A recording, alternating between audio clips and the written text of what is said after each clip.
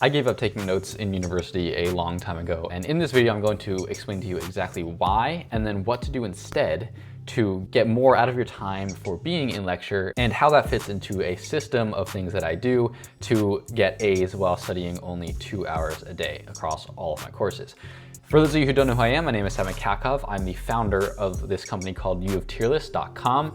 It is a company where we help students become the optimal versions of themselves with tons and tons of non-BS advice that I just spew to you on the internet. So if you find this video helpful, then be sure to drop yourself a subscribe so that you don't miss any of my future videos, because I post a lot. I am currently a 4th year in university. I am studying in the psychology specialist program at the University of Toronto, and my specialties are memory enhancement and adaptive learning. So today I'm going to tell you exactly why I no longer take notes and how to get more out of your time in lecture. Let's do it. So coming out of high school, I had a 4.35 GPA. I was on top of the world.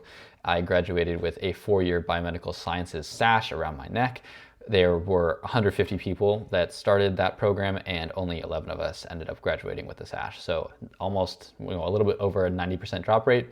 And then when I came to university, I was like, well, I know how to study. I'm not going to have any problem with this. Went into all of my lectures, started studying for my classes. Boom, got hit with a 37% on my midterm in my first semester. I was like, damn, what the fuck happened?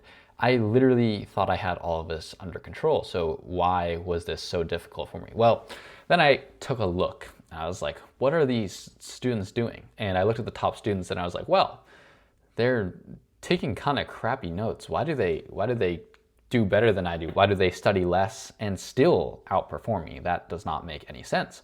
So I was thinking, well, I can take way better notes. I'm going to become the best note taker ever, and then I will just end up becoming the best student ever because I know how to synthesize information so well that I can just study it and I'll learn it way faster. And that was like sort of my train of thinking. Then I was in class one day and we saw this picture of this aircraft, and it was an aircraft that had a bunch of red dots on it. And every red dot on it represented a place where it was shot. And so when all of these aircrafts came back from the war, the people who were building the aircrafts were like, oh, we need to reinforce it in all these places because they're getting shot. And somebody else was like, no. That's the part that doesn't matter. They're coming back because they weren't shot down. And all the planes that got shot down were shot in the places that are not being shown here. And so that got me thinking. I was like, so if all of these really good students, these top performers, they don't take notes, then why am I trying to become the best note taker if it's clearly not the best study strategy, right? So then I was like, oh, that's because they don't care about taking notes because they're doing more efficient things. Well, then why would anyone take notes at all? Well, taking notes is a very good way of synthesizing information, and if you need to look back at it, it's a good way to remind yourself of what was said. But if you are given lecture slides, you never should be writing them by hand, especially by hand, but you should never be typing them either from scratch. You're literally given the notes. Why are you making your own? And they're highlighting the things that the professor thinks is most important. And if there are things that are said that are not on the note sheet, that are not on the slides, then fine, go write them in, but only if they're important enough. Don't write word for word everything the professor says, because you are not going to learn by writing notes and rewriting your notes and rereading your notes. You are going to learn by doing something with the information. So here's an example. If I'm taking notes in lecture and that's all I do, right? This is the question that I like to ask myself. If I were doing this study method for the rest of my life and was the only thing that I did, would taking notes and retaking notes get me 100% on an exam ever, no matter how much I did? Well, the answer is probably no. Maybe if I did enough of it, but there just isn't enough time to do that, right? You'd probably have to rewrite your notes hundreds and hundreds of times to get them perfect and to get to the point where you don't miss anything. And you'd have to do that per lecture, per class, per semester, over and over again. There just isn't enough time. So what is it that they do that's more efficient than you taking notes? Well, you use the information that you took the notes on, and I actually don't take notes at all anymore. I literally just type up my flashcards as I'm doing it. And if you want to know what program that I use a software called Anki. It's a free digital flashcard making software that you can get on your computer.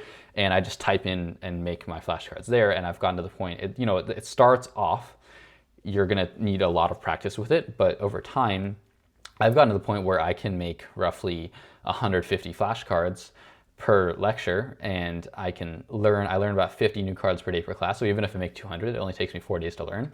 And then I just review them for the next 3 days, and I've gotten to the point where I can actually make them as fast as the professor is speaking. And then if I don't finish, or if I ever miss a slide, I write review this slide at the top of the slide, and then I move on, because I don't want to fall behind and I want to keep up with what the professor is saying. But what happens when you do this is you actually end up getting all of the details in, because when you take your own notes, you miss a lot of the details. And the longer you wait after lecture, the worse your notes and your memory are going to be, because your notes are not filling in the details. They're just the main points, right? That's the whole point of taking notes. But if the professor has already given you notes, it doesn't make sense to try to fill in the gaps if it's already in your brain. And so get it from your brain into something that's going to help you remember it, not something that's going to tell you what you should know in theory.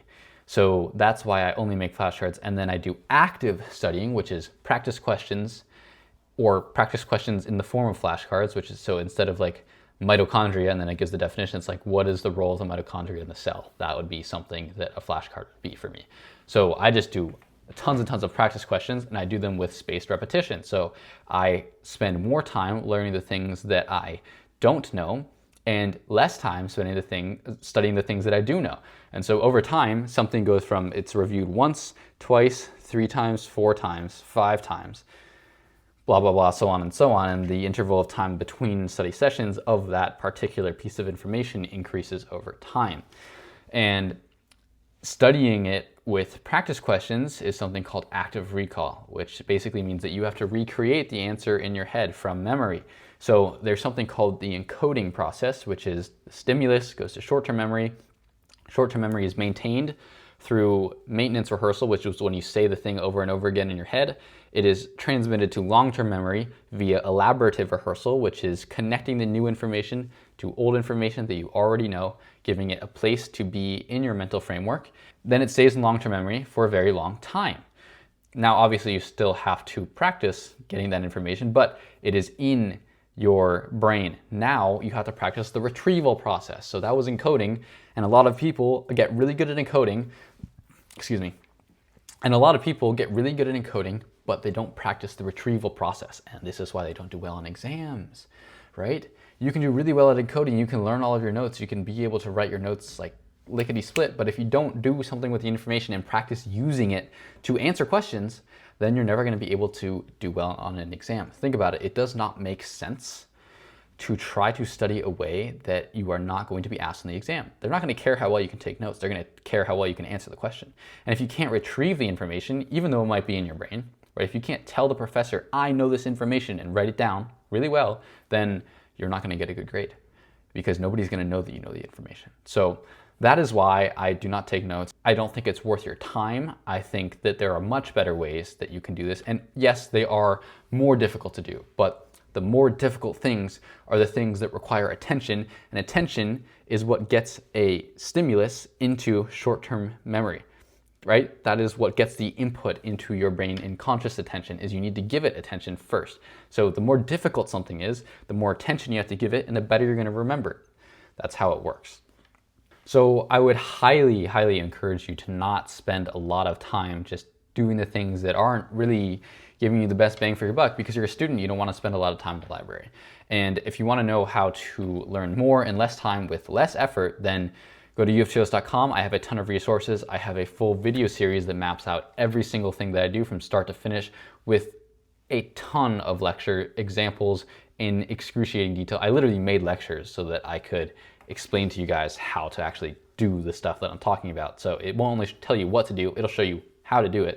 And then I also give you the stuff so you can practice doing it. So if you want to level up your academics this year and keep that commitment that you made to yourself at New Year's, then this is probably the best thing that I could give you. It is my full video series. It is on my website, first link in the description. It is UofTearless.com. And with that, I will leave you. If you found this video helpful, give yourself a reminder to watch my videos by subscribing so that you don't miss any more valuable non-BS information. And I will see you in the next one. Peace.